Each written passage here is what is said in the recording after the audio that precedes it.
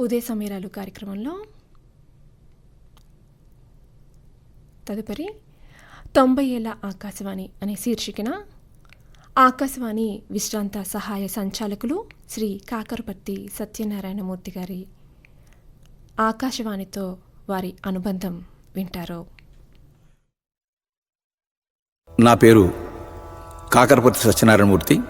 నేను ఆకాశవాణిలో సహాయ సంచాలకుడిగా, కార్యక్రమ నిర్వహణాధికారిగా దాదాపు 3 దశాబ్దాలు పనిచేసి పదవీ విరమణ చేశాను. ప్రపంచ ప్రసార మాధ్యమాల్లో రేడియోది ఒక విలక్షణ విశిష్ట స్థానం. శ్రోతల దైనందిన జీవితాన్ని ఏమాత్రం మరల్చకుండా విజ్ఞాన వినోదాల్ని రంగరించి అలరించగల శక్తివంతమైన ప్రసార సాధనంగా అవతరించింది రేడియో. అప్రతిహతంగా ముందుకు సాగిపోతోంది. భారతదేశంలో 1936లో జూన్ నెలలో ప్రభవించిన మహత్తర ప్రజారంజక సమాచార విజ్ఞాన వినోద త్రివేణీ సంగమ ప్రసార మాధ్యమం ఆకాశవాణి. స్వాతంత్రం సిద్ధించాక బహుజన హితాయ బహుజన సుఖాయ ఈ నినాదంతో జనతకు ప్రభుత్వకు ఒక నమ్మకమైన వారధిగా వెలుగొందుతోంది. ఇక ఆకాశవాణి విశాఖపట్నం కేంద్రం తన పరిధిలోని ప్రజాబాహుళ్యపు అవసరాలు, అభిలాషలు, ఆకాంక్షల్ని అనుగుణంగా ఎన్నో జనరంజక కార్యక్రమాలను రూపొందించి ప్రసారం చేసి మన్ననలు అందుకుంటోంది. యూపీఎస్సీ ద్వారా జాతీయ స్థాయిలో ఎంపిక కాబడి కార్యక్రమ నిర్వహణాధికారిగా, తర్వాత కేంద్ర సహాయ సంచాలకునిగా నా ఉద్యోగ బాధ్యతలు నిర్వర్తించిన కాలంలో 2 సంవత్సరాలు మినహాయించి ఈ కేంద్రంతో నాకు ప్రగాఢమైన అనుబంధం ఉంది. ఆకాశవాణి విశాఖపట్నం పరిధిలో గల అన్ని ప్రాంతాలను అలరించేలా నిర్వహించిన నాటక పంచకం సుప్రసిద్ధ రంగస్థల కళాబృందాలను ఆహ్వానించి వారితో ప్రదర్శనలిప్పించి వాటిని ప్రసారం చేసి మెప్పు పొందడం జరిగింది.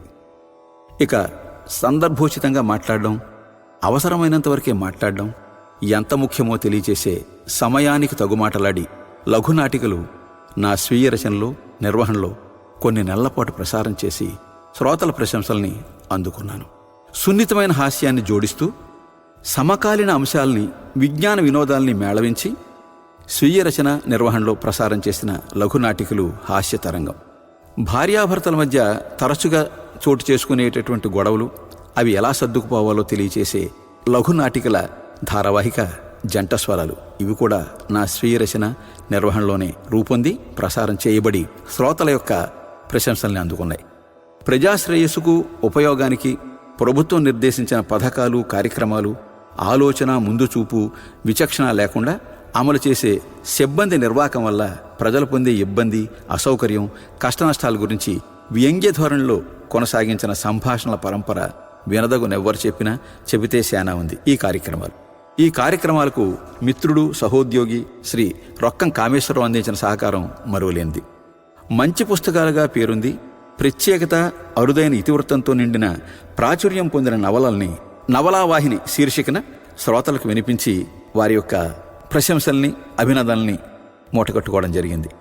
అలాగే ప్రాచీన తమిళ రచన పెరియ పురాణాన్ని శివమయం పేరుతో ప్రఖ్యాత పాత్రికేయుడు శ్రీ నట్టి శ్రీనివాస్ వారి చేత ధారావాహికగా రచన చేయించి ప్రసారం చేయడం జరిగింది. దీనికి శ్రోతలు అందించినటువంటి ప్రశంసలు ఎన్నెన్నో. మరొక అతి ముఖ్యమైన కార్యక్రమం గురించి చెప్పాలి. పైశాచీ భాషలో గుణాఢ్యుడు రాసిన బృహత్కథా మంజరిని క్రీస్తుపూర్వం 3వ శతాబ్దంలో సోమదేవభట్టు సంస్కృతంలో అనువదించి మనకు అందించిన కథా సరిత్సాగరాన్ని ప్రసిద్ధ కవి, పండితుడు శ్రీ డాక్టర్ రామవరపు శరత్ బాబు గారి చేత తెలుగులోకి ఒక ధారావాహికగా రూపొందింపజేసి ప్రసారం చేసి అన్ని వర్గాల నుంచి అందిన అభినందనల ఆధారంగా కనీసం 5-6 సార్లు శ్రోతల కోరికపై ప్రైమరీ FM ఛానల్లో పునఃప్రసారం చేసి ప్రశంసలు మూటగట్టుకోవడం జరిగింది. ఇది నాకు గుర్తుండిపోయేటటువంటి ఒక మధురానుభూతి. స్వాతంత్ర సమరయోధుల్ని ఆహ్వానించి భారత స్వాతంత్ర దినోత్సవం నాడు వారి అనుభవాలను, త్యాగాలను ఆహూతుల సమక్షంలో చెప్పించి ఆ కార్యక్రమాన్ని ప్రసారం చేయడం ద్వారా శ్రోతలకి మరింత చేరువై వారి యొక్క అభినందనల్ని, ప్రశంసల్ని కూడా పొందడం జరిగింది. ఇది ఒక గొప్ప అనుభూతి. దీనికి డైరెక్టర్ జనరల్ నుంచి కూడా మాకు చక్కని ప్రశంస లభించింది. ఆకాశవాణిలో సృజనాత్మకతకు, నవ్య ధోరణికి కొదవలేదు. అదొక నిరంతరాయమైన చైతన్య స్రవంతి. అత్యంత ప్రతిభావంతులైన పూర్వ ఉద్యోగులు నిర్మించిన ప్రసిద్ధి చెందిన నాటకాలు, పరిచయ కార్యక్రమాలు టేపుల నుంచి సీడీల్లోకి డిజిటైజ్ చేయడం జరిగింది. ఆ రకంగా అపురూపమైన కార్యక్రమాల భాండాగారాన్ని పదిలపరచడం జరిగింది. వివిధ విభాగాల్లో స్వరపరీక్షకు హాజరయ్యే రంగస్థల జానపద కళాకారుల ఇబ్బందులను, వ్యయప్రయాసాలను తగ్గించే దిశలో ఆయా కళాకారులకు అతి సమీప కేంద్రాల్లో స్వరపరీక్షను నిర్వహించి స్వరపరీక్షా విధానంలో ఒక కొత్త వరుడిని సృష్టించడం జరిగింది. ఇది నాకు పరిపాలనాపరంగా పేరు తెచ్చింది. కార్యక్రమ సిబ్బంది నవకల్పనలకు, ప్రతిభా పాఠవాలకు నిగ్గు తేల్చేటటువంటి రీతిలో ఆకాశవాణి అత్యున్నత అధికార శ్రేణి వివిధ విభాగాల్లో నిర్వహించే అఖిల భారత స్థాయి కార్యక్రమాల కౌశల పరీక్షలో నా నిర్వహణలో రసనాదం సంగీత రూపకానికి, డాక్యుమెంటరీ రూపకం దరిచేరే దారికి ప్రథమ బహుమతులు దక్కాయి. ఇది ఒక ఎత్తు అయితే, స్వచ్ఛ భారత్ని దృష్టిలో ఉంచుకుని స్వచ్ఛం శివం సుందరం ఈ పేరుతో ఒక సంగీత రూపకాన్ని రచన చేయించి ప్రముఖ మృదంగ వాద్య కళాకారుడు, ఆకాశవాణి టాప్ గ్రేడ్ నిలయ విద్వాంసులు, జాతీయ అంతర్జాతీయ స్థాయిలో పేరు పొందినటువంటి మృదంగ కళాకారుడు శ్రీ వంకాయల వెంకటరమణమూర్తి నిర్వహణలో డాక్టర్ ద్వారం త్యాగరాజు సంగీత సారథ్యంలో నిర్వహించిన ఈ సంగీత రూపకం జాతీయ స్థాయిలో ప్రథమ బహుమతిని పొంది ప్రజల మన్నలను అశేషంగా ఆకట్టుకుంది. ఇది నా ఉద్యోగ విధి నిర్వహణలో ఒక గొప్ప మధురమైన అనుభూతి, ఒక మైలురాయి. ఆకాశవాణి నిజంగా ఆకాశమంత విస్తృతమైంది. దానికి ఎల్లలు లేవు. ఆకాశంలో ఎన్నో నక్షత్రాలు వెలుగొందినట్టు ఆకాశవాణిలో చిరస్థాయిగా నిలిచిపోయే కార్యక్రమాలు నిరంతరం ప్రసారం అవుతూ శ్రోతలకు వీణుల విందు చేస్తూనే ఉంటాయి.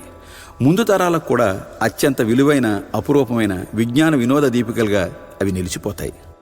ఆకాశవాణి గురించి చెప్పాలంటే ఆకాశానికి కొలతలు వేయడానికి సాహసించినట్టు అవుతుంది. ఇదొక నిత్య నూతన నిరంతరాయ విజ్ఞాన వినోద సమాచార స్రవంతి. ఆధునిక సాంకేతిక పరిజ్ఞానాన్ని ఇముడ్చుకుంటూ సాగిపోయే కళా సంస్కృతి ఝరి.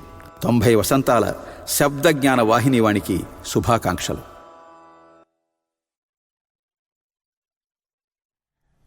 90 ఏళ్ల ఆకాశవాణి విశ్రాంత సహాయ సంచాలకులు శ్రీ కాకరపర్తి సత్యనారాయణమూర్తి గారు ఆకాశవాణితో వారి అనుబంధం విన్నారు.